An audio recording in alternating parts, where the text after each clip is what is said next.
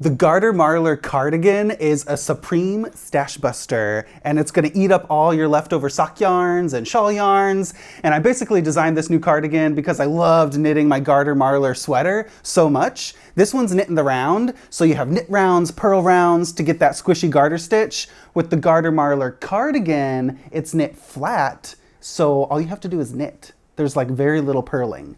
So it starts at the top and you work the little collar, and there's short rows that raise the back neck. So it's a really easy garter stitch, and then you just knit flat back and forth. So it's like a really easy TV project, I think, because you just have to do your increases and you knit all the way from the top down to the bottom, so you can try it on as you go and customize the length. And I included some notes in the pattern, so if you like your yoke depth to be a little more fitted, more shallow, more short, then you can just do your increases and start the body of your sweater earlier. But this is my Garter Marler cardigan, and I just love how it turned out with all those moody rustic neutrals and these weird flashes of color that don't belong, but you make them belong by just adding more colors and spicing it up with little thin stripes. So if you want a similar version to this Garter Marler cardigan, I think Stitch, do you need a matching one? Do I need to make you a matching cardigan? Probably a sweater so she doesn't swim out of it. But if you want to make a similar one of these, you're going to need a lot of yarns. So get a really big bucket of fingering weight yarns. This might be a little too much. I could probably make 5 cardigans out of this. But you want to get more than enough yarn than you think you'll need. So I gave an estimated amount of yarn in the pattern for each size. So get a big pile together, and I mixed lots of neutrals with color pops in this sample. So if you want a similar version, get lots of grays and browns and murky, moody neutrals, and you gotta have some color pops, and you can mix them with those neutrals.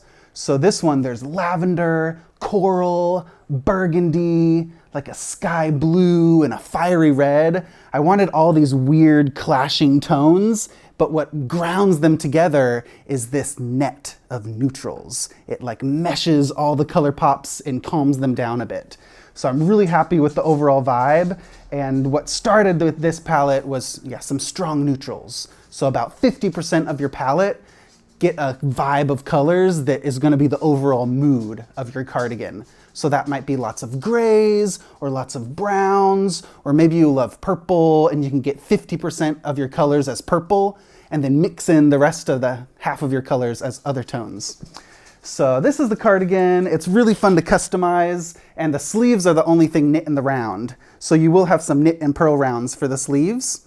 And I designed this sweater to be a little more on the fitted side for me with the sleeves. So if you want things more relaxed and loose, then just slow down your decreases for the sleeves. So if you're following the pattern, maybe don't decrease as much in your sleeves if you want them a little bit more loose. But I just love how this cardigan turned out.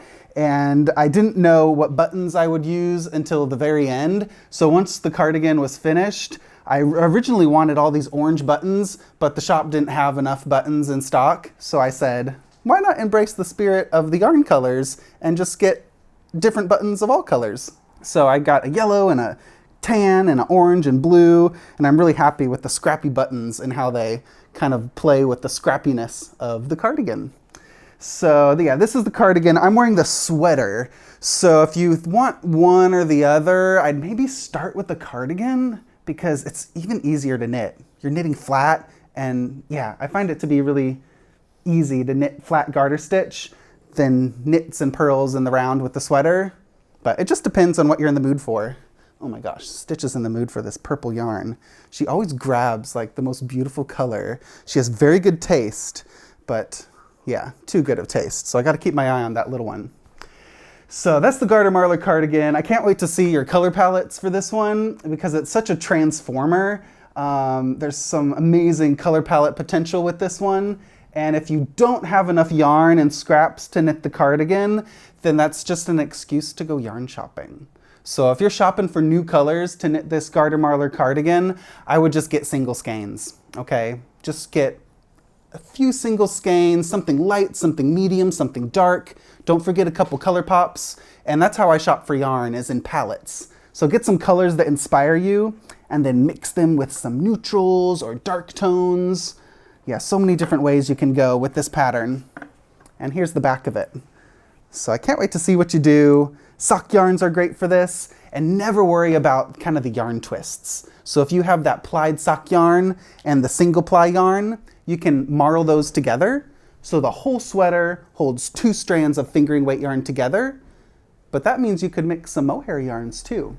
So every now and then there's a little mohair accent or a Surrey fluffy accent color pop. So you could hold 1 strand of fingering weight yarn with 1 strand of lace weight Surrey yarn, or 1 strand of lace weight mohair. If you want it extra thick, you could honestly do 2 strands of mohair plus 1 strand of fingering to get it super fluffy and exaggerated. But every now and then, add that little fluffy stripe if you want. And the key to getting your colors to melt this perfectly, I have to say, this is like a perfect color melt where you don't always notice exactly where one color changes. The key is to change colors quickly. So every 2 to 6 rows, change 1 strand of yarn. So I only changed 1 strand of yarn at a time.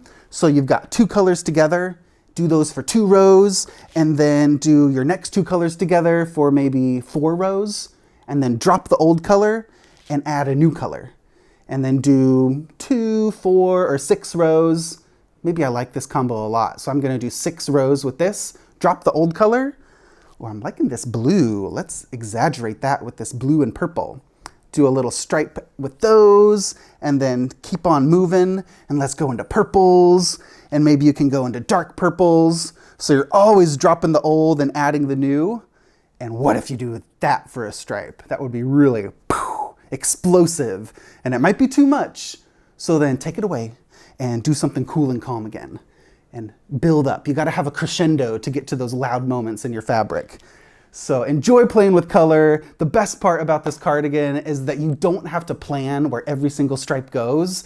So as you knit this, you're gonna be really surprised with the look and effect that flows off of your needles. And for me, that's the most exciting part about knitting, is like knitting into the unknown.